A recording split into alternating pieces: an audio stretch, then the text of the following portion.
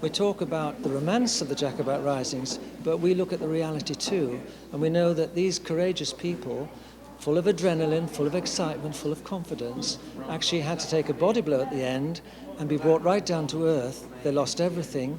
They were shot for desertion, they were beheaded, they were hanged, they died in prison from disease, they were transported to the colonies in conditions of slavery, and these were people like you and me. I'm the chairman of the 15, the Northumbrian Jacobite Society. This is a very special time for us. Not only are we commemorating the 300th anniversary of the 1715 Jacobite Rising, in which we take a particular interest, but also it's the 15th anniversary of our foundation in 2000. It's one of the things we want to link in. Next weekend we've got our literary festival, and so we thought the precursor to that was to print some broadsheets on a replica 18th century printing press, which are telling some of the stories about the Jacobite threat to Berwick today, you know. So we're going back to 1715 with our printing press, and people can go along and see it all in action, take away a copy of this broadsheet. This has been made specifically for us. Our last press is currently residing in Gibraltar, of all places, because we took it there to run it. It got left, so we've had to have a new one built. So there's a few of them running within the UK, but not many of them, unfortunately. This is a reproduction printing press from the 17th and early 18th century. It's basically a three-man operation. Solid wood, pegged through, and it's literally designed to run one sheet of paper off at a time. At the time, they would have multiples of these running, but we've got this one as a little example, and we're currently running off a production of the Berwick Patriots, showing the capture of Holy Island by the Jacobites. Best to take off the edge. Well, it's a slow job, as you can see. We expect to get maybe 50 of these printed today.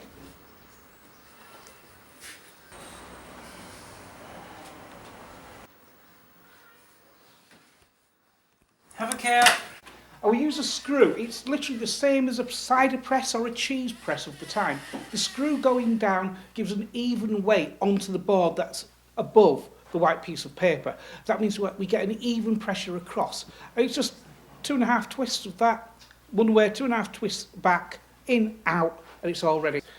The ink that we're using is a water-based one, unfortunately. We would get a much cleaner one if we were using an ink of the time, which would be a linseed oil-based.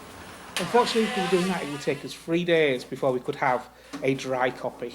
They took the soot out of the chimneys, your chimney sweep, bags of soot, took them along to the printers, sieved through into boiled linseed oil, and that's what your apprentices did. Black as the ace of spades they would have been as they mixed up the ink that we used. But we have a few of the authentic books that are contemporary to the period, 1705, 1720s, that sort of thing. And even a pack of playing cards, all done by the printing presses of the time on this type of machine. Yes, I've been involved in organising events in Berwick for 30 years and elsewhere in the North East for over 40 years, and I felt I've really done my bit. So I've said to my wife, really, and family, that this is the last year of organising events on anything like this sort of scale. But it has been a huge commitment, not just for myself, but also with people on the committee, of course, and volunteers and all the events. But the thing is, it brings to life our wonderful settings. The town is a stage ready to just bring life to. Qu'il faut en ce monde qu'il crée le tumulte et le mouvement. Leur attitude aux sages enseigne qu'il faut en ce monde qu'il crée le tumulte et le mouvement. L'homme, ivre d'une ombre qui passe, porte toujours le châtiment d'avoir voulu changer de place. There's been highlights on every part, you know, I think you could say, because they're all so different. The themes that you're looking at are so different that you can't say there's a total highlight. You know, every event has its own little highlight. What a day it was on the 24th of June. It was a normal sunny day at St Cuthbert's, my school. Well, that's what I thought. That day there was a new girl. Her name was Zoe. She had posh, shiny shoes and a bright red cardigan and clean trousers and skirt. She had moved from London and was clearly rich. She sat next to me and worked hard. Even though she seemed nice, there was something about her I didn't like. Angel aggression of a predatory cob, and in the power and flap of flight, awkward landings and uncomfortable waddling, perceives the undercurrents of her life. Yet in her tenderness, moved to tears by songs of tiny children, there lives a permanent music, soft lilts and lullabies to the lady who loves swans. We have, throughout the year, and of course this event, we're holding it in October, and there are people coming in all the time at the moment, so we're really pleased with that. But we've had a real selection of people from all over the world, in fact, who've come to Berwick during this year, which is a nice thing. And of course, local people are finding out about their heritage, which is important to it. It was interesting to see that some of the families, actually, that we had traced information about, some of their descendants were here. Yes, people wouldn't really associate Berwick with the Jacobites. We think of Bonnie Prince Charlie, Culloden, Inverness, perhaps Derby, getting close to London, all of that. But of course, 1715 was an earlier rebellion of the Jacobites, and Berwick itself was in a real panic. There was a real threat, and some of the houses outside the town were demolished to make sure the Jacobites couldn't creep up into the walls under cover. So a real panic on. But of course, the highlight, if you like, if that's the case, for the Jacobites was the capture of Holy Island Castle on the 10th of October in 1715. And that's what this event is all about, marking that 300th anniversary on the day itself. It didn't hold it for very long, mind, just for 2 days, but nonetheless, it was an exciting expedition. I think the year's gone very well. It's been hard work, but I think it's been worth it. A lot of people now are aware of lots of the different aspects of Berwick's history that they didn't know about, and I think they've been able to see the breadth of Berwick's history, that there's so many elements to it, like fishing, you've got the garrison, you've got the family stories, you've got the church heritage, First World War, Second World War. There's so much that you can cover in Berwick's history. Berwick imprisoned the Erringtons, who perhaps performed one of the most remarkable exploits in all the risings, one of the few highlights of the 15 Rising for the Jacobites, when two men, uncle and nephew, captured Lindisfarne Castle alone, raised the Jacobite standard, and created a great, wonderful coup, except the communications were bad, the landing place of the old Pretender and the French troops was changed, the ships came late, they were captured. But even when they were captured and brought to the jail here, they escaped. And they escaped to the continent, and they didn't suffer like the others. All rise for this inquiry presided over by the right worshipful John Simmons, Esquire, Berwick, Mayor of Berwick, Superintendent. Please be seated. By the powers vested in me by the Guild and Freemen of Berwick, I do declare this inquiry into the late treasonable rebel seizure of Holy Island Castle and the subsequent escape of those responsible from Berwick Town Jail is on this 10th day of November 1715 now in session. And you are here to decide who, if anybody in an official capacity, was deficient in their duty so as to allow the original incident to occur, and subsequently, if any similar deficiency allowed the rebels to escape the prison where we are now. So if the Crown would like to call their first witness. I call Mrs. Wilson. Call Mrs. Wilson. Call Mrs. Wilson.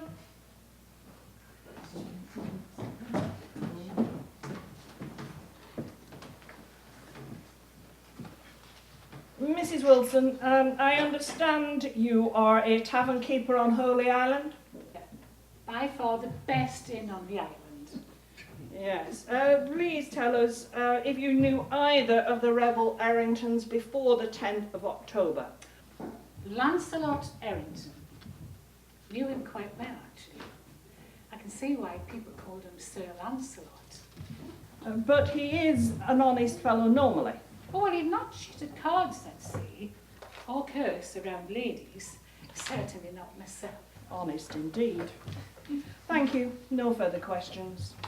Does the Guild wish to question this witness? Yes, my lord.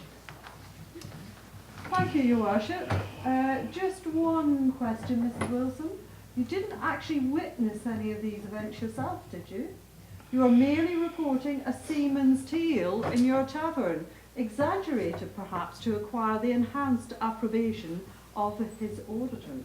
In other words, he wanted to be popular. And Bob's popular, all right.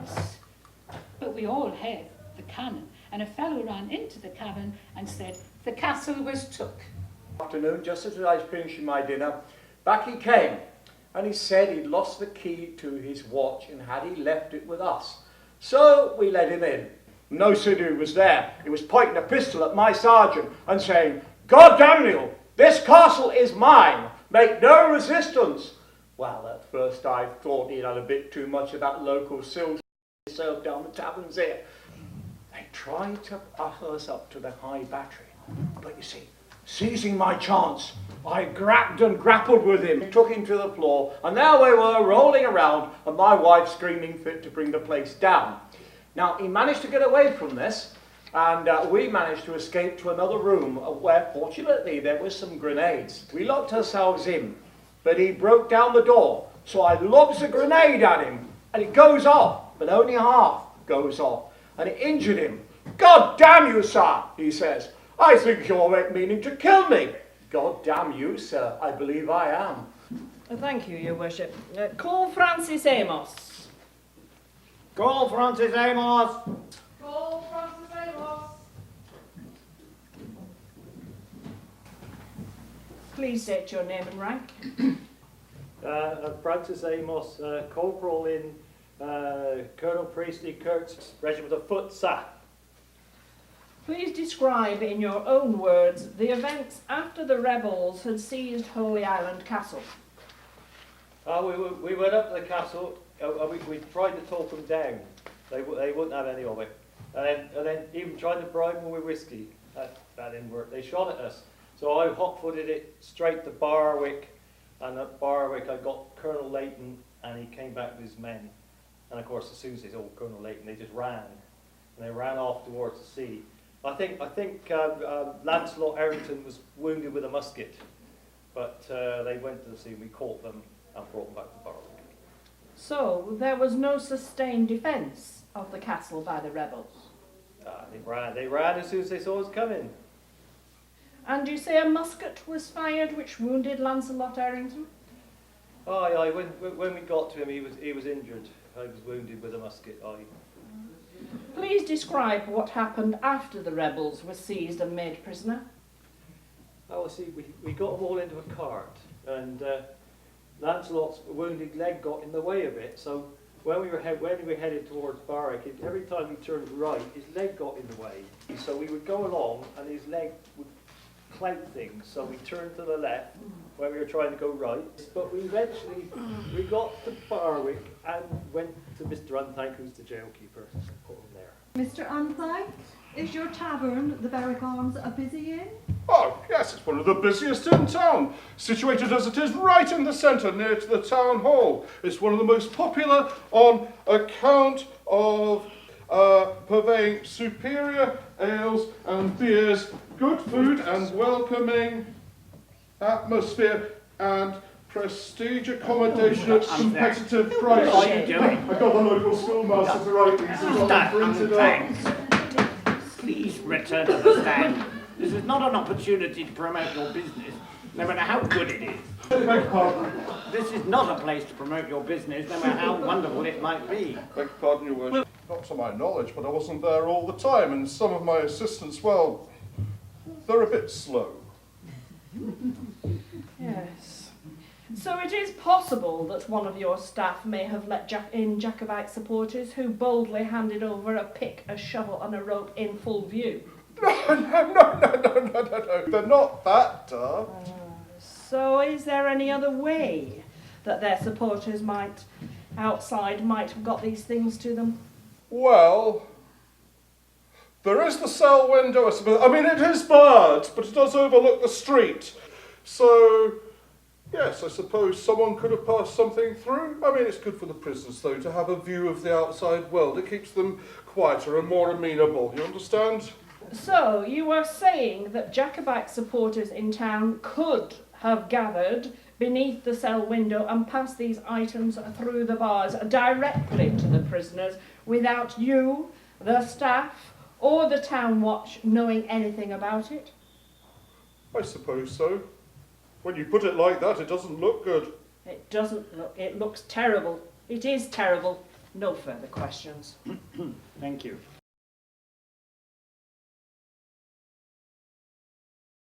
And who speaks for you? I do, Your Worship. Thank you. And do you find Master Gunner Samuel Phillipson was neglectful of his duty? No, Your Worship. And do you find jail keeper Alexander Unthank was neglectful of his duty? No, Your Worship. Thank you very much. That is, thank you for your decision and attention to this case. I now declare this inquiry at an end.